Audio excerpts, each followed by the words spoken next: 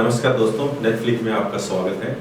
आज एक special interview हम लेने जा रहे हैं क्योंकि हमेशा आप देखते आ रहे हैं कि सीमा डोगरा जी है हमारे साथ। ये एक बहुत बड़े एक मुहिम चला रहे थे क्योंकि जो फिल्म इंडस्ट्री और म्यूज़िक इंडस्ट्री में जो काम करते छोटे मोटे सबको कलाकार को वो एक मंच दे रहे थे, सबको अपनी बात कहने के एक प्लेटफॉर्म वो प्रोवाइड कर रही थी। तो हमें लगता है कि सीमा जी का भी एक इंटरव्यू होना चाहिए क्योंकि उनके बारे में भी लोग जानना चाहिए ये कौन है, क्या है चीज़ें, सब लोग सोचते थे। तो हमने ये सोचा था इस बार सीमा जी का ही इंटरव्यू हम इसमें आपके सामने रखना चाहते हैं। तो सीमा जी को हमारे आपके ही शो तो हम आज होस्ट है तो आपको स्वागत है सीमा जी। तो सबसे पहले मैं ये चाहता हूँ सीमा डोगरा जी कौन है, क्या है, क्यों, कैसा है, ये चीज़ें। तो सबसे पहले आप बताइए आप इस इंडस्ट्री में कैसे आए? मैं सर मैं शादी के बाद आई हूँ और तब तो मेरे बच्चे भी बड़े हो चुके थे।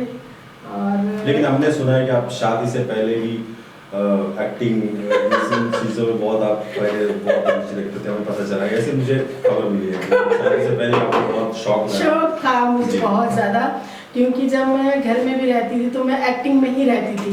अगर मैं कोई मुझे घर में डांट भी देता था तो कुछ भी होता था मैं शीशे के सामने जाके देखती थी, मैं रोती हुई कैसी लग रही हूँ। तो ये अंदर मेरे पता नहीं भरा हुआ था, कूट कूट के गॉड गिफ्ट कह सकती हो इसको। लेकिन ये उभरा तब जब मेरे हस्बैंड की पोस्टिंग हुई दिल्ली DRDO में। तो नॉर्मली क्या होता है कि जो हमारे इंडस्ट्री में होता है, जैसे लोग जो एक्टिंग लाइन में है वो सिंगिंग जो शादी से पहले सब लोग जो भी इनको एक्टिंग करना होता है, ये गाना गाना जो भी इनको फील्ड में होता है तो उस समय ज़्यादा काम करते हैं।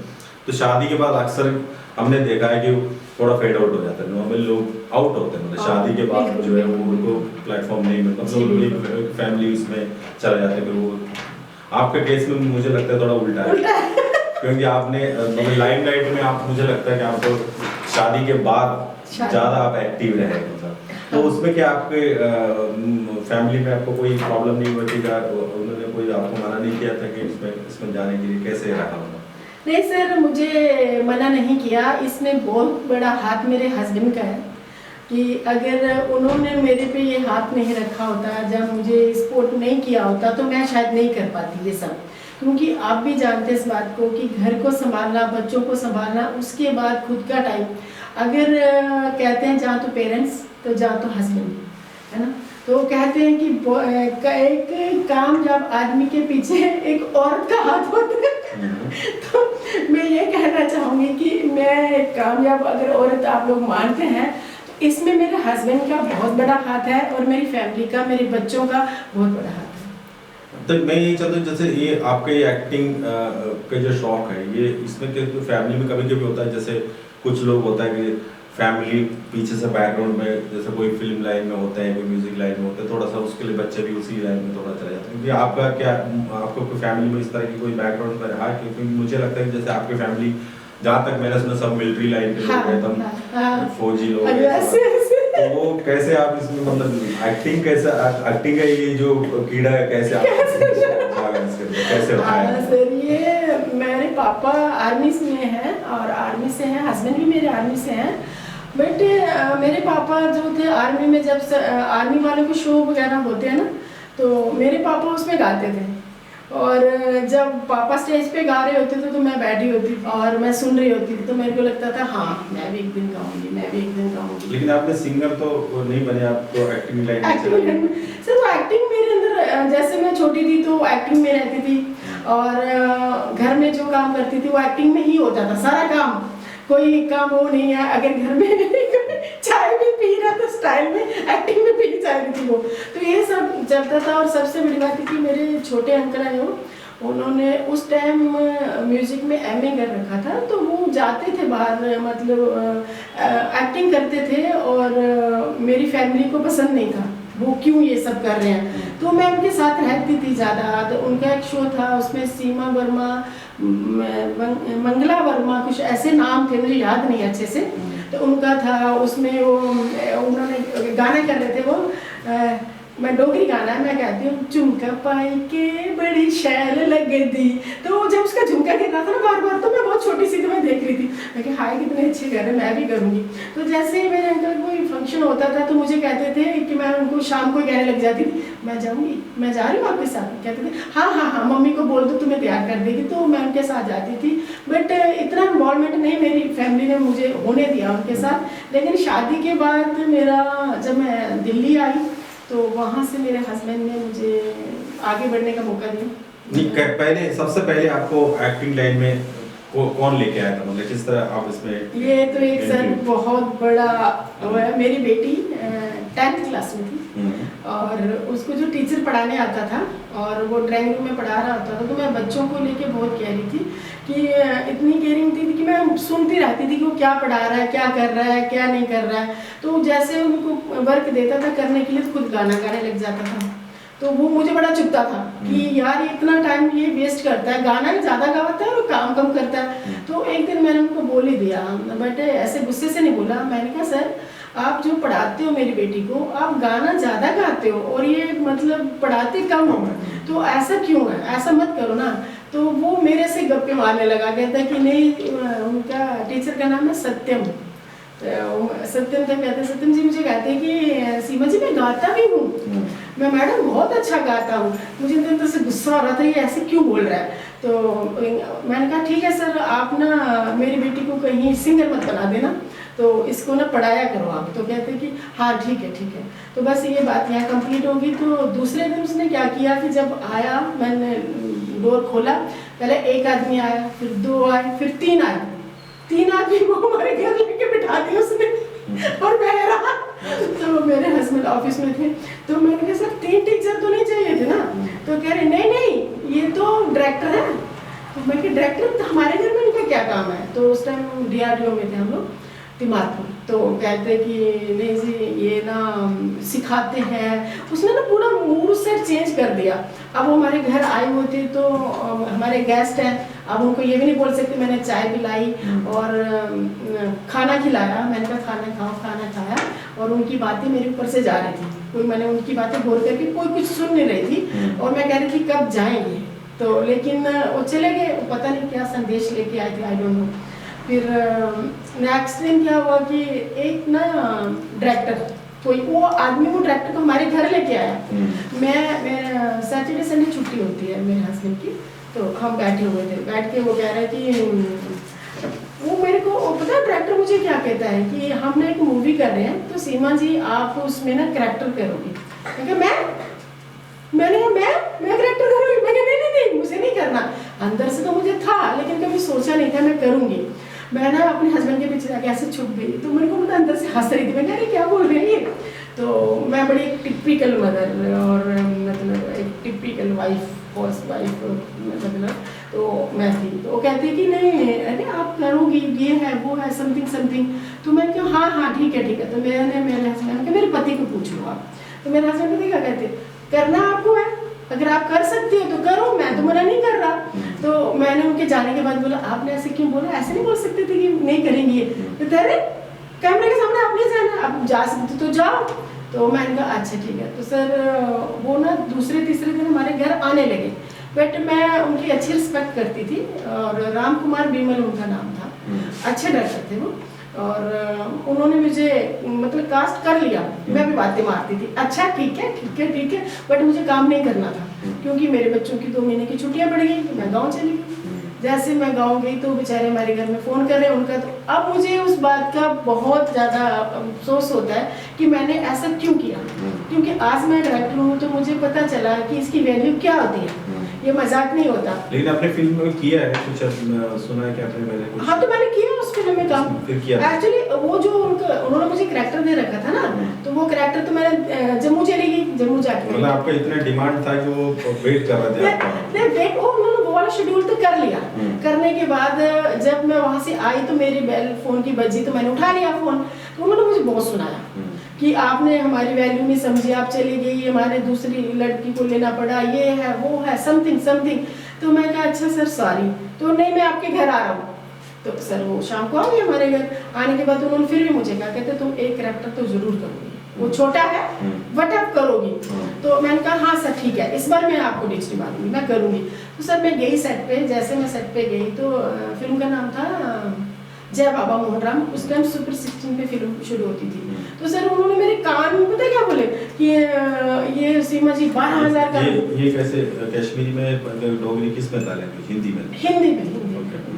तो कहते हैं कि सीमा जी 12,000 का रोल है, इसको मतलब 5 मिनट का रोल है, ये खत्म हो जाएगा, आप अच्छे से करना, आप अच्छे से करना।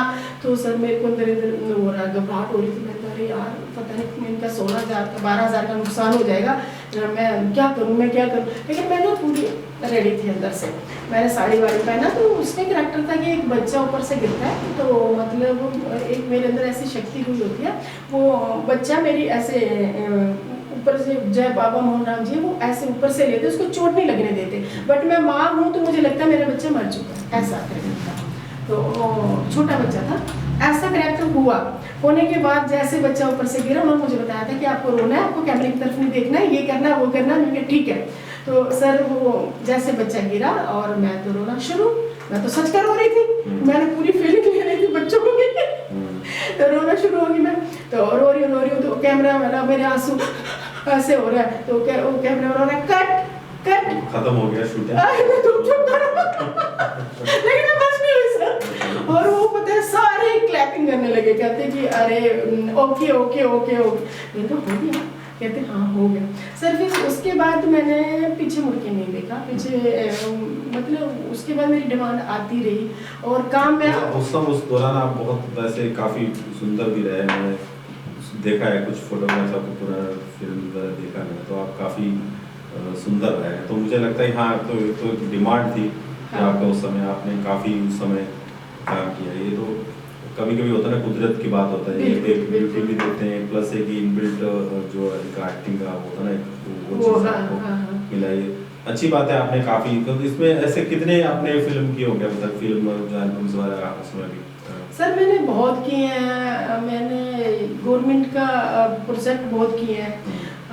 एक बार एक मैंने किया था कैंसर के लिए, किया था मैंने, मुझे वो प्रोडक्ट अच्छे लगते थे करना। तो ये तो आप एक्टिंग लाइन में करते करते मतलब आप बाद में आपने पता चला आप डायरेक्शन भी करना शुरू कर दिया, खुद ही डायरेक्शन शुरू कर दिया, प्लस आपने एक प्रोडक्शन हाउस भी बना दिया आपने।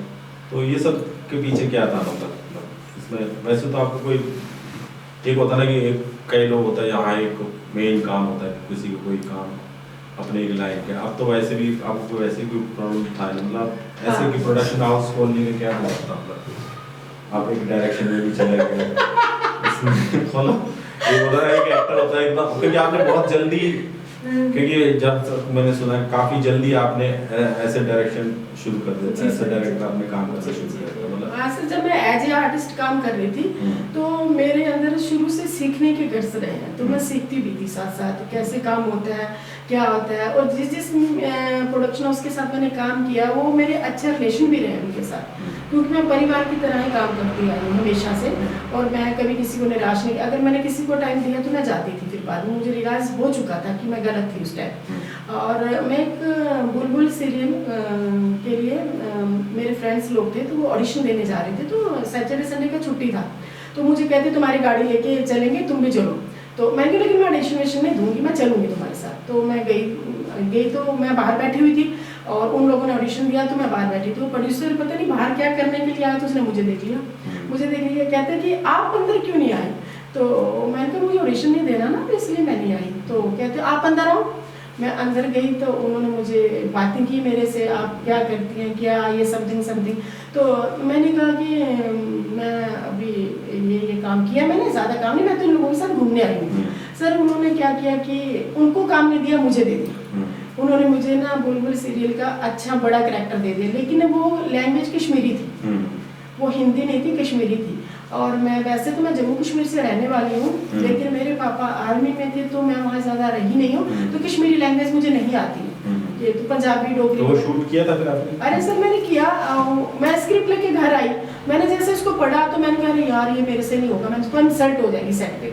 मैं दूसरे दिन जाके स्क्रिप्ट वापस करने गई, मैं कहा सर मैं नहीं करूँगी, लेकिन सर ने मुझे बोला कि नहीं हम तो तुम्हें छोड़ेंगे नहीं, हम तो करेंगे तुम्हारे साथ काम, तो तुम्हें छोटा कैरेक्टर दे देते हैं, तुम ये लर्न कर लो।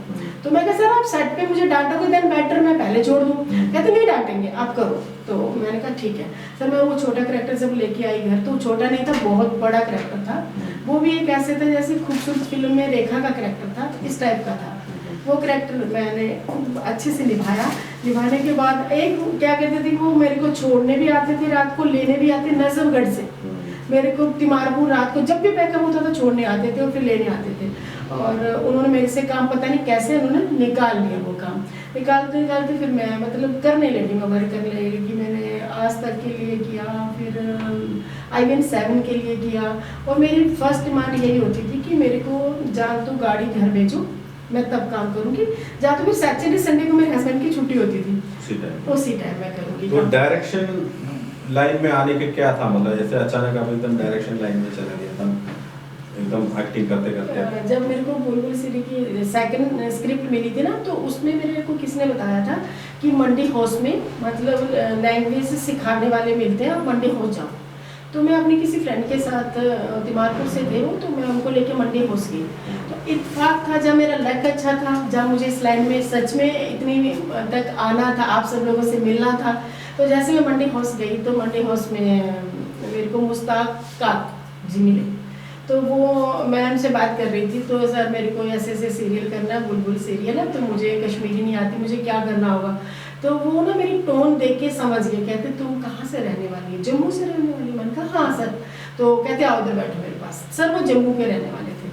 तो मुझे उनसे मिलके बहुत अच्छा लगा और उन्होंने मुझे समझाया ऐसे नहीं, ऐसे करोगे तो इसको हिंदी में लिखोगे, ये करोगे। तो मैंने कर लिया। तो मैं उनके साथ अक्सर मिलने जाती आती रही, क्योंकि मेरे को घर भी देखना होता था। मैं प्रॉपर क्लास तो नहीं ले सकती थी, बट मैं उनसे एज ए आर्टिस्ट भी बहुत कुछ सीखा। और जब मैं एज ए आर्टिस्ट वर्क कर रही थी तो मैंने टी सीरीज़ का वर्क भी किया और सारी कंपनियों का काम किया मैंने। तो एक बार मैं टी सीरीज़ के बाहर खड़ी थी, तो मैं एज ए आर्टिस्ट वर्क कर रही थी। तो मैंने बोला मैं एक दिन ना टी सीरीज़ की डायरेक्टर ज़रूर बनूंगी। तो अंदर से मेरी आवाज़ आ रहा था, तो मेरे साथ जो लोग थे कहते हाँ हाँ टी सीरीज़ कह रहा तो इंतज़ार कर रही है। तो मैंने सब सोचा नहीं था कभी मेरे सच हो जाएगा ये। तो मैंने जाके ना सर को बताई ये बात। मैं कहा सर, कहते क्यों नहीं बन सकती तुम बहुत टैलेंटेड हो, तुम्हें खुद नहीं पता कि तुम क्या हो। तुम जो इतना घर में करने के बाद यहाँ आती हो, मतलब सब चीज़ों का फोकस इतनी डीपली जाती हो ना, ये सीमा तुम्हें खुद नहीं पता तुम क्या हो। तो मैं बड़ी खुश हुई सर, अच्छा मैं कर सकती हूँ क्या? कहते हाँ तुम कर सकती हो। तो सर वो मेरे दिमाग में चलता था, फिर तब से वो मेरा चलने लगा। जब मैं एक्टिंग करती थी मैं लाइटिंग देखती रहती थी और मैं फ्रेमिंग देखती थी। किसी प्रोडक्शन हाउस में मेरे एक कोई जानने वाले थे, दोस्त कह सकते हैं, जैसे मैं सबसे मिलने आती, तो मेरे ना लक्ष्मी नगर में किसी से मिलने आना था मुझे। तो मैंने उनको फ़ोन किया, मैं क्या मैं आपके ऑफिस आ रही हूँ। तो कह रहे हाँ हाँ आ जाइए। सर मैं उनके ऑफिस गई और मैं बाकी तो डीपली नहीं जाऊँगी, मुझे ये है कि उनके ऑफिस में कोई प्रॉब्लम था, वो ऑफिस बंद करने वाले थे। तो मैंने उनको कहा कि चलो ठीक है आप आज बंद मत करो, कल से बंद कर लेना, लेकिन हम इस ऑफिस को आगे बढ़ा सकते हैं। तो कह रहे ऐसा हो सकता है क्या? मैंने कहा हाँ हो सकता है। तो मैंने घर जाके अपने हस्बैंड से बात की। मैंने कहा देखो मुझे भी एक ऑफिस अगर मैं कर लेती हूँ तो अच्छा लगेगा, तो आप क्या राय देते हो? तो कह रहे नहीं नहीं तुम क्यों करना, ये सब कोई नीड नहीं है हम लोगों को। लेकिन मैंने कहा नहीं मुझे अच्छा लगेगा कि अगर मैं कर लेती हूँ। एक वो मेरे फ्रेंड है और उनके भी नीड पूरी हो जाएगी और मैं प्रॉपर वर्क करूँगी। तो कहते कि देख लो एज यू लाइक, लेकिन तुम्हारा और प्रॉब्लम क्रिएट ना हो जाए, तुम सेफ हो ना? मैं कहा हाँ मैं सेफ हूँ। तो सर उन्होंने मेरी हेल्प की। तो मैंने पार्टनरशिप में उनके साथ स्टूडियो खोला। मतलब उसमें हमारा स्टूडियो तो उनका था ही, ऑफिस था, एडिटिंग टेबल वगैरह सब हमने किए करके। तो उसमें मेरा पार्टनरशिप हो गई। पार्टनरशिप होने के बाद तो मैं और इन्वॉल्व होगी इसमें। इन्वॉल्व होने के बाद जब मैं वर्क करने लगी तो मेरे जो पुराने दोस्त थे सारे जिनके साथ मैं एक्टिंग करती थी, तो वो सारे मेरे ऑफिस में आने लगे, काम बढ़ने लगा, बहुत ज़्यादा काम बढ़ गया। काम बढ़ते बढ़ते फिर हम दोनों के बीच में, मेरे और मेरे पार्टनर के बीच में मतलब डिस्ट्रीब्यूट हो गया। तो मुझे जिद थी कि मेरे को जिद ये थी कि हर औरत कमज़ोर नहीं होती है। हाँ मैंने उनको ये कह के बोली कि देखो मैं अपना मुकाबला इंदिरा गांधी और कल्पना चावला से करती हूँ और आई कैन डू इट। मैं अपनी इमेज खुद बनाऊंगी। और मैं एक दिन ना आपको फेस पे नहीं बोलूँगी, लेकिन मैं करके दिखाऊंगी। तो सर वो मेरे अंदर जिद थी, और मैंने उसी दिन, और 9 तारीख थी, 8 तारीख को हमारी शायद पार्टनरशिप टूटी थी, तो 9 तारीख को मैंने अपना सेटअप लगा लिया था अपना पूरा। और इसमें मैं प्रदीप महाजन जी का थैंक्स करना चाहूँगी। उस टाइम प्रदीप महाजन जी ने मेरी बहुत ज़्यादा हेल्प की, और मुझे इस एरिया के बारे में पता भी नहीं था। और मैंने बोला सर मुझे ऑफिस चाहिए, ये है वो समथिंग है। और हरिराम जी को सारी दुनिया जानती है, तो हरिराम जी को मैंने फ़ोन किया, मैं कहा सर मुझे टेबल चाहिए, तो मैं लेने आ रही हूँ। कह रहे नहीं सीमा जी आप बताओ, हम टेबल वहीं भेज रहे हैं, एडिटिंग टेबल पूरा, मतलब एफसीपी का सेटअप उन्होंने। मैंने कहा सर मैं पेमेंट देने आती हूँ ना, कह रहे नहीं चाहिए, हम वहीं से ले लेंगे, आपको आने की नीड नहीं है। तो सर मुझे और अच्छा लगा। मेरा एडिटर उस टाइम मेरे साथ था, मुन्ना नाम है उसका, उसने मेरे को ना बहुत बोला कि मैं हूँ ना आपके साथ, मैं हूँ ना। तो मैंने मना किया, मैं नहीं लगाऊंगी, मैंने कहता ना मैं लगा हुआ सर, वो मैंने लगा दिया। और मतलब दिन दुगनी और रात चुगनी तरक्की होने लगी। मेरा एक टेबल था, दूसरे महीने में मतलब 2 टेबल हो गए, मतलब ऐसे करते करते मेरे पास 4 टेबल थे, एडिटिंग टेबल 4 टेबल हो गए। फिर सारे लोग कहने लगे, उस टाइम PD 170 चलता था, तो PD 170 आप कैमरा ले लो, कैमरा भी शुरू कर दिया, सब ऐसे ही हुआ। तो मैंने कहा ठीक है कैमरा ले लेते। मेरे हस्बैंड आए तो मैंने उनको बोला मुझे कैमरा लेना है, तो उन्होंने कहा हाँ क्यों नहीं, ले लो। तो सर उन्होंने मुझे कैमरा खरीद दिया। जैसे कैमरा खरीदा तो कैमरा जाने लगा, ऐसे जाते जाते पता नहीं कितने PD हो गए।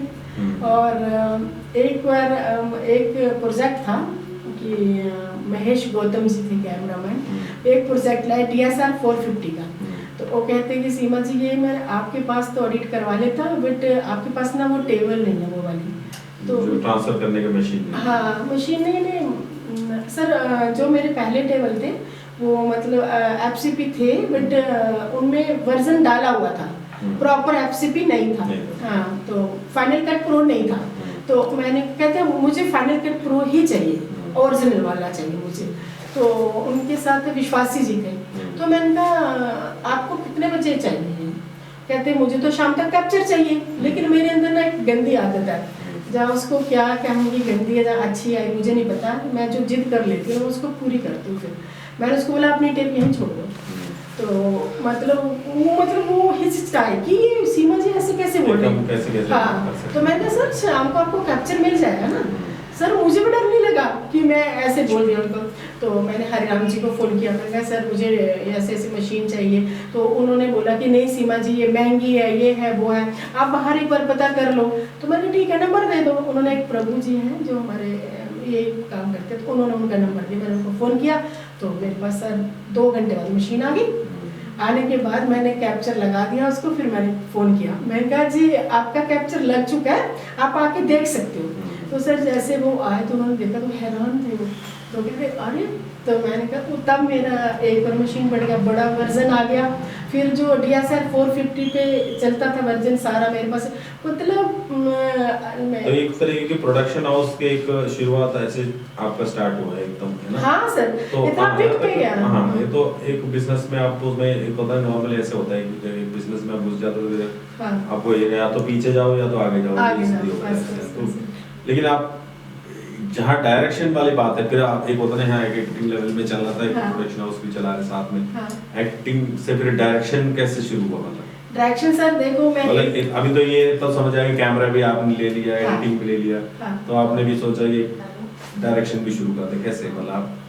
हाँ डायरेक्शन सर देखो मैं किसी का पैसा बर्बाद करना नहीं चाहती थी, मैं कुछ गलत करना नहीं चाहती थी, तो मैं जो भी एक्सपीरियंस किया पहले अपने पे ही किया कि मेरे अंदर टैलेंट है कि नहीं है। अगर मेरा हाँ सर, मैं एक बार जा रही थी क्योंकि मैं वैष्णो माता को बहुत मानती हूँ, मैं जम्मू से रहने वाली हूँ, तो क्यों नहीं मानूंगी, मेरे घर परिवार में उनको माना जाता है। तो एक ट्रक के पीछे लिखा हुआ था माँ का आशीर्वाद।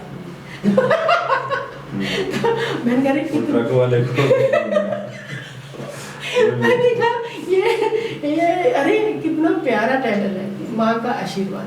तो मैंने कहा एक दिन मैं जरूर ये एल्बम बनाऊंगी। तो इत्तेफाक था कि चंद्रकमल जी मेरे स्टूडियो आ गए। अच्छा, हाँ म्यूजिक डायरेक्टर, वो मेरे को बहन मानते हैं और सच में बड़े भाई की तरह ही है वो मेरे साथ, आज भी रिश्ता निभाते हैं वो। तो मेरे ऑफिस आए तो मैंने उनसे ना ये मतलब चोरी से करके बात की। मैं क्या भैया, मैं ना वो माँ का आशीर्वाद बनाना चाहती हूँ और मुझे ना अच्छे अच्छे सॉन्ग चाहिए, क्योंकि मैंने शुरू से घटिया काम नहीं किया और मैं ना करूँगी भी। और मैंने कहा सर मैं बनाना चाहती हूँ और कितने का बनेगा, तो उन्होंने मुझे बजट बताया।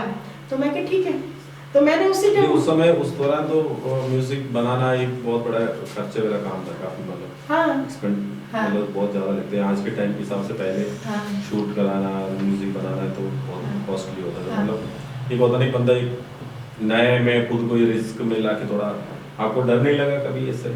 सर डर तो मुझे लगता ही नहीं है, डर ऐसा तो ज्यादा था मतलब ऐसे। नहीं, ये नहीं कह सकती, लेकिन जो आता था मेरे को, आज भी मेरे पास गॉड का इतना हुआ है कि मुझे जितनी नीड होती है ना, मैं कहती हूँ कि मेरी गुलक माता रानी के ऊपर है, भगवान के पास है, कहाँ है मुझे नहीं पता, जितनी मुझे नीड होती है उतना मुझे वो दे देते हैं और मेरी नीड पूरी हो जाती है, मुझे ज्यादा चाहिए भी नहीं। मतलब आप प्रोड्यूसर भी बन गया उसी टाइम? अरे यार, मैंने सर को दे दिया जो मेरे पास आ रहा था आउटपुट, मैंने वो पैसे उनको दे दिए, उन्होंने मुझे बजट बता दिया। लेकिन उन्होंने, मैंने कहा देखो बढ़िया बनना चाहिए, ऐसा नहीं बनना चाहिए, तो भैया का तो नाम ही है, तो कहते नहीं नहीं सीमा जी बढ़िया बनाएंगे। तो उन्होंने सागा स्टूडियो में मेरा प्रोडक्ट शुरू कर दिया और उसमें मुझे अनुजा जी मिली पहले प्रोडक्ट में, और अनुजा जी ने गाया और राकेश काला जी ने गाया और अच्छे सिंगरों से उन्होंने गवाया और अच्छा मतलब ऑडियो, बहुत अच्छा ऑडियो किया उन्होंने।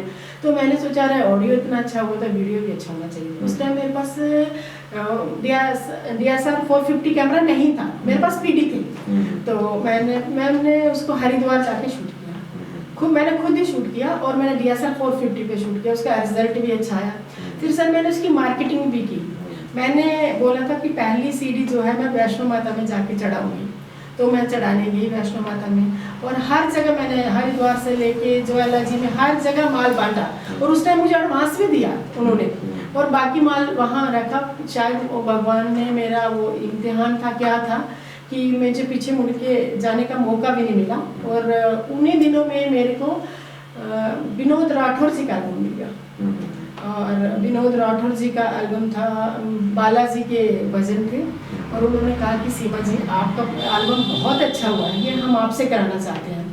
तो ये दीपक कोहली जी ने, हाँ, उस दौरान मैंने देखा आपका काफी सारे एल्बम्स आए हैं, बहुत सारे सिंगरों के, बहुत सारे सिंगर हाँ, सारे हाँ। कंपनी में आप काफी काम करने लगे। तो सर वो जैसे मैंने एल्बम किया ना, तो एक दिन मेरे पास ना टी सीरीज से फोन आया, तो मैंने कहा कौन बोल रहे हैं, तो कह रहे मैं हरीश बोल रहा हूँ। तो हरी सर बोल रहे थे, तो वो कहते हैं कि सीमा जी आप डायरेक्शन भी देती हैं। मैंने कहा हाँ सर, तो आप आ जाओ मिलने, एक बार टी सीरीज आ जाओ। तो मैं सर चली गई टी सीरीज मिलने, सर से मिलने गई, तो कहते कि हमें एक ना तृप्ति साखिया जी का और राकेश काला जी का हुआ, तो आप ये हमने शूट करवाना। तो मैं कहा सर ऑडियो सुना दूँ, तो उन्होंने सर मुझे ऑडियो सुनाया और पता नहीं ऑडियो सुनते मेरे अंदर कुछ होता है, तो मैंने उनको लिखा, क्रिएटिविटी एकदम आती है जैसे आर्टिस्ट के टाइम मुझे मेकअप करने के बाद आ जाती थी ना, ऐसे मुझे अभी डायरेक्शन करने के बाद मुझे जैसे ऑडियो सुनूं या मैं प्रोडक्ट सुनूं तो मैं उसमें चली जाती हूँ अच्छे से।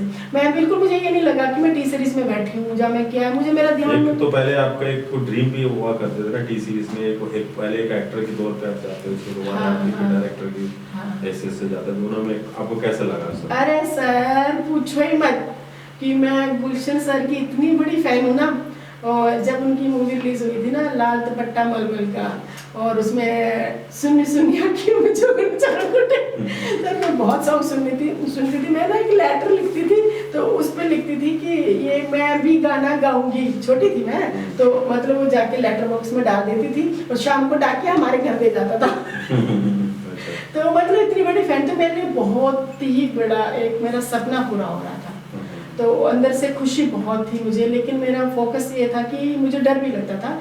नॉर्मली जो हमारे इंडस्ट्री में एक सिस्टम होता है, जैसे आप पहले एक्टर थे, उसके बाद एक्टर रहे, इसके बाद आप डायरेक्शन लाइन में जाते हैं, तो डायरेक्शन लाइन में जब बंदा आ जाते हैं तो नॉर्मली जैसे दूसरी जो डायरेक्टर्स होते हैं, जो फिल्म बनाने वाले, सॉन्ग बनाने वाले, जो जैसे पहले आप किसी आपका ऐसा एक्टर हायर करते थे, तो वो थोड़ा सा हिचकिचाते हैं इसमें, ये खुद एक डायरेक्टर, तो हाँ। हम इनको कैसे बुलाऊंगा, कि जैसे वो आपको रखना चाहते हैं, लेकिन अभी पता चला कि आप भी खुद, क्योंकि एक होता नहीं छोटा मोटा कर रहे हैं, आप तो बड़े लेवल पे और भी बहुत सारे लाइन राइट में काम कर रहे थे, तो होता ना कि वो दूसरे दूसरे डायरेक्टर थोड़ा सा घबराते हैं, तो वो नेचुरली नहीं बुलाते, वो अवॉइड करते हैं, यार वो तो खुद ही डायरेक्टर अभी कहाँ हमारे प्रोजेक्ट में आएंगे इस तरह। तो ये आपको हुआ नहीं था कि आपका इसमें आपके ये दौरान में तो बाकी डायरेक्टरों के साथ कैसे अप्रोच रहा, मतलब आपको बुलाते थे या फिर एज ए आर्टिस्ट? हाँ नहीं सर, मुझे टाइम ही नहीं मिलता था एज ए आर्टिस्ट काम करने का। मुझे पता नहीं लगता था दिन कब हुआ, रात कब हुई। घर भी देखना पड़ता था, हस्बैंड मेरे की ट्रांसफर हो गई थी लद्दाख, बच्चे भी देखने पड़ते थे। और फिर भी जो मेरे फैन थे, मेरे अच्छे डायरेक्टर थे, अगर वो मुझे कहते थे कि सीमा जी आपकी रिक्वायरमेंट है, ये कैरेक्टर आपके लिए, तो मैं करती थी। तभी आप जाते थे? मैं जाती थी, पक्का जाती थी, आज भी मैं जाती हूँ। अगर मुझे कहेंगे कि मेरे फ्रेंड्स कोई मूवी बना रहा है, कुछ भी कर रहा है, तो अगर मुझे कहेंगे कि सीमा जी ये कैरेक्टर आप ही कर सकती हैं, तो आई कैन डू इट, मैं ज़रूर करूँगी वो। मैं क्योंकि आर्टिस्ट तो आर्टिस्ट ही है सर, वो तो नहीं।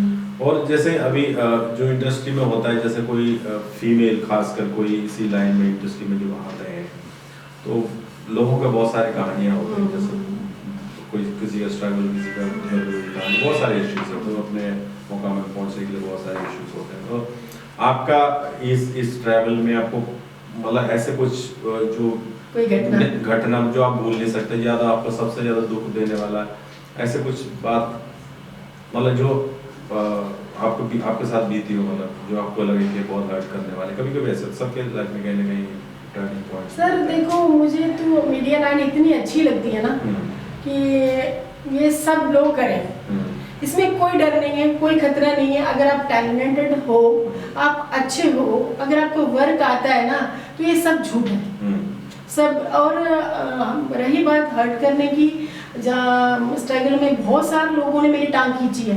मैं फीमेल हूँ एज ए आर्टिस्ट, और फिर मेरे तो कंपटीटर बहुत हो गए, और बहुत जगह से मुझे ऐसा होता था, एकदम मैं निराश हो जाती थी, एडिटर नहीं है, कैमरामैन नहीं है, अगले का प्रोजेक्ट मेरे पास आ चुका है, लेकिन मैं इतना अच्छा हो जाता था मेरे साथ कि ऊपर वाले का ऐसा हाथ था, जब मेरी मतलब क्या बोलूँ मैं, मुझे भी नहीं पता कैसे हो जाता था, वो और ज़्यादा अच्छा हो जाता था।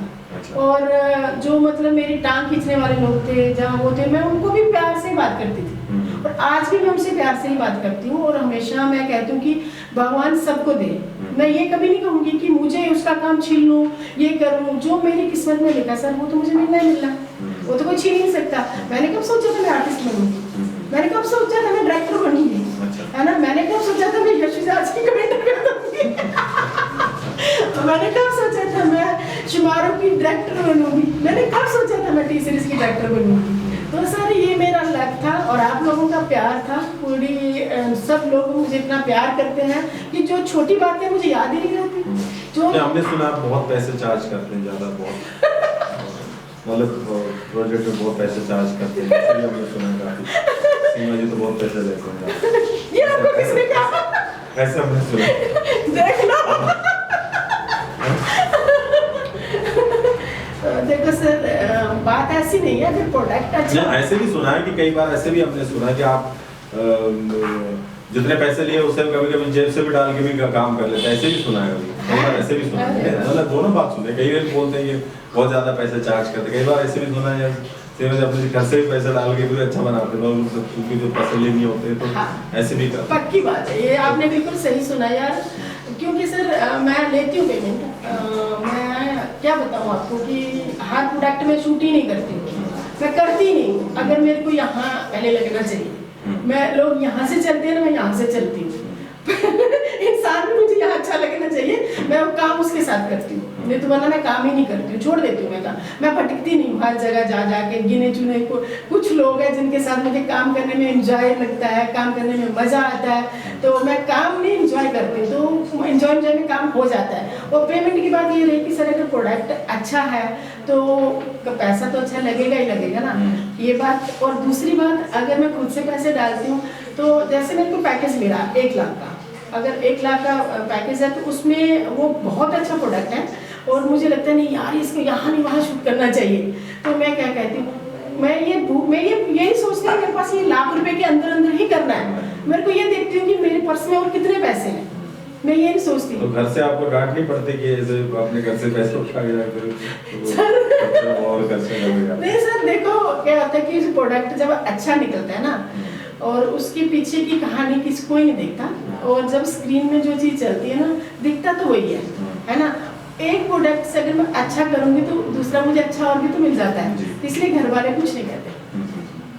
ये अच्छी बात है। इसमें एक अभी ये जो लास्ट अभी लॉकडाउन के पीरियड में कैसा रहा, क्योंकि काफ़ी लोग फिल्म इंडस्ट्री के लोग काफ़ी स्ट्रगल कर रहे थे उस समय, क्योंकि काम का बड़ा शॉर्टेज पड़ रहे थे, तो आप कैसे सर्वाइव, क्योंकि काफ़ी सारे लोग काम बंद हो गया, प्रोडक्शन हाउस बंद हो गया, जैसे ऐसे आप कैसे पार किए? बहुत लोग तो अच्छे लोगों को बड़े प्रॉब्लम होती है, तो आप मुझे लगता है कि हम लोग को पता चलेगा एक भी बात है कि कैसे सर्वाइव किया, मतलब 1-1.5-2 साल ऐसे चलते रहे इसमें। सर उस टाइम भी मैं 10-12 दिन घर में रही होंगी। 10-12 दिन बस नजर लग जाएंगे आपको। सर पूरे आर्टिस्ट बता सकते हैं। और मैं जिसको भी फोन करती थी ना, तो मैं कहा यार कहाँ है तू, तो कहते थे मैडम पैसे मत देना, बुला लो हमको, बस बुलाओ, हम घर बैठ बैठे बोर हो चुके हैं। तो सर एक बहुत बड़ी महान हस्ती है जो मेरे सामने गुरु बैठी हुई है। तो सर उस टाइम जो हम वर्क कर रही थी मैं, तो यशु जी आपका बहुत बड़ा हाथ है। वो तो आप जब कर रहे थे तो हम कर रहे थे, तो हम नहीं, तो आप करने लायक था, सक्षम था, इसलिए क्या लगा थे। हाँ, लेकिन इसके अलावा भी बहुत सारे काम आप करते हैं। सर एक्चुअली वो जो उस टाइम का दौर चल रहा था, तो हम आउटडोर तो काम कर नहीं सकते थे।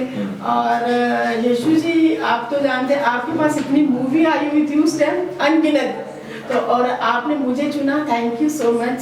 और उस टाइम मैंने बहुत सारी डबिंग की, बहुत सारे आर्टिस्टों ने काम किया, और मैं डिलीवर करती थी और वी सिक्योर।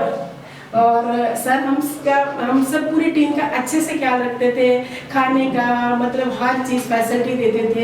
स्टूडियो में अंदर जाना कि सीमा जी आप, वो तो आप करते थे, आप उसमें काबिल थे, तो एक वो होता ना कि हाँ ये काम होता है, वर्क बेसिकली वर्क मिलने की बड़ी बात होता है। जी सर, दौरान जो है जिन लोगों के लिए काम नहीं था, जो बहुत सारे लोग स्ट्रगल कर रहे थे, उस समय सर्वाइव करना ही सब कुछ बहुत मुश्किल होता था। ये चीज़ें उस समय आपने वो काम कर रहे थे, उस समय बहुत काम किया सर मैंने। मतलब आपको लॉकडाउन के पीरियड में आपको कोई ज़्यादा तकलीफ हुआ नहीं है क्या? मुझे तो मजा आया। अच्छा मजा पता क्यों है सर, मैं रोहिणी से आती थी, और मेरी गाड़ी जो अभी 2 घंटे से यहाँ 2 घंटे बाद यहाँ पहुँचती है ना, तो आधा घंटा भी नहीं लगाती थी। और क्योंकि रोड पे मैं ही होती थी ना, रोड खाली होता था, और मैं फटाफट स्टूडियो पहुँच जाती थी और अपना वर्क शुरू करती थी। अब आपने हाल ही में सुना कि आपने जैसे यूट्यूब चैनल, आपने यूट्यूब का अपने चैनल खोल दिया, ये जो इंटरव्यू का ये प्रोग्राम है, जो कलाकारों को बुलाना, इंटरव्यू देना, ये ऐसे कैसे आया मन में, ये सोच कैसे आया? हाँ सर, ये मेरे एक ना मतलब ये कह सकते हो आप कि मैं हर किसी की जर्नी कैद करना चाहती हूँ, और उस जर्नी को देखो, हम हमेशा ऐसे तो रहने वाले हैं नहीं, एक ना एक दिन सबको जाना ही है। कहाँ? ऊपर। अच्छा आपने क्या सोचा? तो ये जो जर्नी है, अपनी दिल की बातें, जो अभी आप बातें मेरे से सुन रहे हो, जब मैं आपकी सुन रही हूँ, कल मैं नहीं रहूंगी ना सर, मेरे बच्चे देखेंगे। आप अभी बहुत चलेगा इधर जल्दी नहीं जाएगा। तो सर ये जो मैं चाहूंगी कि अगली बार आप मेरा इंटरव्यू जो लोगे ना, इससे भी बड़ा हो, है ना, ये वाला मैं भूलना नहीं चाहती। और ये जो मेरी ये तो मुझे पता है कि काफी लोग आपका इंटरव्यू लेना चाहते हैं, इसका सौभाग्य मुझे ये तो मेरे किस्मत अच्छी है। देखो मैं सर का इंटरव्यू लेने बैठी थी और सर ने मेरा इंटरव्यू ले लिया। नहीं, ये तो क्योंकि काफी लोग मेरे से पूछते थे कि जब आपका इंटरव्यू और लोगों का इंटरव्यू थे, तो लोग मेरे से पूछते थे, जो मेरे जानने वाले, सीमा जी का बारे में तो पता होना चाहिए, क्योंकि आपके बारे में तो ज्यादा कोई बताता नहीं था। हाँ। आप दूसरे के इंटरव्यू लेने लगे। हाँ, हाँ। तो ये भी एक बनता है कि आपके बारे में भी लोग जानना चाहिए। हाँ, इसलिए मैंने सोचा था कि आप हमारे इंटरव्यू से ज्यादा कि आपका इंटरव्यू बहुत ज्यादा, क्योंकि ये बहुत, क्योंकि लोग आपका देख रहे हैं, आपके इंटरव्यूज देख रहे हैं, तो उसमें आपके बारे में भी जानना बहुत जरूरी है। सर मैं तो इतनी खुश नसीब हूँ कि आप मेरा इंटरव्यू ले रहे हैं। I am so happy. तो इसमें आपका मोटिव क्या था कि क्यों आप इतने सारे लोगों का इंटरव्यू आप लगातार आप काफी लोग? हाँ मैं सर वो मैंने बोला ना आपको कि मैं हर किसी की जर्नी, आपने देखा होगा कि मैं जो भी क्वेश्चंस करती हूँ तो मैं शुरुआत से करती हूँ, वो जब तक उन्होंने काम किया वो आगे क्या करने वाले हैं मैं पूरी जर्नी कैद करती हूँ उसमें।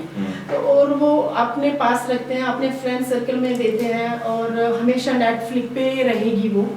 और सब उसमें इसलिए मैं कह रही हूँ, अब इसमें छोटा या कोई बड़ा नहीं होता, काम काम होता है। हमारा जो टीम है हमारा एक परिवार है, ये कोई देखो परिवार में एक दादा है, एक चाचा है, एक मामा है, एक भतीजा है, तो ऐसे होता है। म्यूजिक में ले लो या वीडियो नहीं, ये अच्छी बात है कि किसी को अपनी बात रखने की एक प्लेटफॉर्म मिलती है, तो ये अच्छी बात है। हाँ। आपने ये अच्छा मुहिम चलाई। तो आगे क्या प्लान है आपका? फिर आगे ये प्लान है कि दिल्ली में, दिल्ली जहाँ मुंबई जहाँ चंडीगढ़ जो जहाँ जहाँ हमारी इंडस्ट्री है मैं सबके इंटरव्यू करूँगी। अच्छा। और मतलब सबकी जरूरत। ये तो आपने स्टार्ट कर ही दिया, मतलब ये तो है इंटरव्यू वाला तो आप कर ही रहे, तो अभी ये तो चलेंगे, तो बहुत सारे लोग लाइन में हैं मुझे मालूम। तो मैं कह रहा हूँ आगे का क्या है, मतलब इसके बाद डायरेक्शन प्रोडक्शन हाउस या क्या पूछना चाह रहे हैं? मतलब हर चीज, मतलब आपका कोई अगला जैसे होता है ना बड़े कॉर्पोरेट का अलग प्लान होता है, ये करें लॉन्च करने वाले हैं, ऐसे कुछ नया नहीं, कुछ करने वाले हैं? ऐसा तो अभी कुछ नया लॉन्च अभी नहीं करने वाली हूँ, बट अभी मेरे को ना यशु जी के जरिए ही चंडीगढ़ में एक प्लेटफॉर्म, अच्छा प्लेटफॉर्म इन्होंने दिया है, जो इन्होंने बहुत खूबसूरत स्टूडियो बनाया वहाँ पे। आप सब भी देखेंगे, आपको अच्छा लगेगा, क्योंकि सर से मिलना या उनसे बात करना ही, मैं उनके इतने करीब हूँ। I am so happy, thanks God. सबको ये नसीब नहीं होते, सब नहीं होते सच में। ये सबसे बड़ी बात है कि सबसे पहले अच्छे इंसान है, साउंड इंजीनियर, डायरेक्टर, क्या क्या है, म्यूजिक डायरेक्टर, बहुत कुछ है ये। लेकिन सबसे मेन की मैं सब नहीं जानती, मैं एक ही चीज जानती हूँ, ये सबसे आपका इंटरव्यू एक अच्छे इंसान है, बहुत अच्छे इंसान है। और इनके जरिए ही मैं मतलब चंडीगढ़ भी पहुंची और वहाँ भी मैंने वर्क किया। शुमारू में जो वर्क किया मैंने वो यशु जी के जरिए किया, मैंने लखा जी का एल्बम किया। Thank you Babli sir, thank you so much, आपने मुझे इस लाइक समझा। तो आप काफी और भी बहुत सारे लोगों का एल्बम वर्क कर रहे हैं, शूट कर रहे हैं। अभी मेरा एक और सवाल ये कि अभी जो म्यूजिक इंडस्ट्री और फिल्म इंडस्ट्री का हालात के हिसाब से आपका क्या कहना है सर? क्या इस माहौल में आप क्या कहना चाहते हैं? सर मैं ये कहना चाहूंगी कि आप अपने काम पे डटे रहो और करते रहो, कंटिन्यू ईमानदारी। कैसे होता है जो फाइनेंशियली बहुत स्ट्रगल कर रहे होते हैं, फाइनेंशियल सर्वाइव करने के लिए नहीं होते, कुछ लोग बॉम्बे में रह रहे हैं, उनको खर्चा नहीं हो पा रहा है, काम नहीं हो पा रहा है, तो ये सब मैनेज कर रहे होते, तो कैसे आप इस हालात में आप क्या कहना चाहेंगे? हाँ, तो हमारे आर्टिस्ट मैं- लोग हैं, हमारे इस फील्ड के फैकल्टी के लोगों के लिए क्या बोलना चाहते हैं? सर मैं जो कहना चाह रही हूँ आपसे, तो मैं तो ये कहना चाह रही हूँ कि हमारे जितने भी सीनियर लोग हैं ना, सबसे पहले तो मैं छोटे आर्टिस्टों के लिए कहूँगी, हम लोग जो भी हैं, जितने भी हैं, हम सब लोगों ने खाना खाया, रहे आराम से। और जितने छोटे आर्टिस्ट हैं सर, उन्होंने बहुत स्ट्रगल किया, इतना स्ट्रगल किया उन्होंने कि उनके घर में खाना नहीं होता था, क्योंकि लॉकडाउन बहुत लंबा हो चुका था। तो सर मैं अगर हम सब मिले, बैठे, बात करें, हम मुंबई वालों को छोड़ दें, चंडीगढ़ वालों को छोड़ दें, अब दिल्ली की बात करें तो हम एक टीम बनाएं, एक अच्छे से टीम बनाएं, एक क्लब बनाएं, जिसमें सारे मतलब हफ्ते में 15 दिन में एक बार बैठें, वहाँ पे उनका कुछ डिसाइड करें कि अगर इनको कोई प्रॉब्लम आ जाती है तो इनका कुछ फंड हम इनको प्रोवाइड कर सकें। तो रामा स्टूडियो से वाले राजू जी, उनसे भी मेरी ये बात हुई है, तो वो तो एग्री हैं ये सब करने के लिए। और अभी कौन कौन जुड़ता है ये काम करने के लिए, अगर ऐसा कुछ हुआ सर तो मैं बहुत खुश नसीब समझूंगी। बाकी बहुत सारे लोग जो न्यू कॉमर्स होती है, जो कोई इंडस्ट्री में आना चाहते हैं, प्लेटफॉर्म नहीं मिले, उनके लिए आप कुछ करने वाले हैं? हाँ, उनके लिए तो मैं अक्सर करती हूँ और करती रहूँगी। कैसे आप बताऊँ? जैसे एज ए आर्टिस्ट जितने भी बच्चे मेरे पास आते हैं सर, तो मैं जरूर उनको वर्क देती हूँ। मेरे पास जितना काम होता है, मेरे पास जितना वर्क होता है वो तो देती हूँ। बाकी मेरे इक्विपमेंट रेंट पे जो जाते हैं, और जो आर्टिस्ट मेरे पास आते हैं, तो उनको अगर नीड होती है आर्टिस्टों की, तो मैं उनको प्रोवाइड कर देती हूँ। तो मेरा कोई कमीशन नहीं होता, कोई कुछ नहीं होता, बट मैं कहती हूँ तुम बात खुद कर लो बेटा, आप जाओ काम करो, उनको आपकी नीड है और उनको भी आपकी नीड है। तो अगर ऐसे ही हम एक दूसरे की मदद कर देना सर, दिन में आप एक आदमी की मदद भी कर दोगे ना, तो आपको सेटिस्फेक्शन मिलेगा। आपने अपने बच्चे पैदा किए, कोई एहसान नहीं किया। आप अपने बच्चे पाल रहे हो तो कोई बड़ा एहसान नहीं कर रहे, पैदा किए तो पालोगे ना यार। क्योंकि आप अगर दूसरे के बच्चे को उनको वर्क दे रहे हो, काम दे रहे हो। अगर देखो हमें फाइनेंशियली हमारे पास कई बार पैसा नहीं होता है, जितना होता है हम इतना उनकी हेल्प कर दें। वर्क पैसे से हेल्प नहीं होती है, हेल्प होती है वर्क से।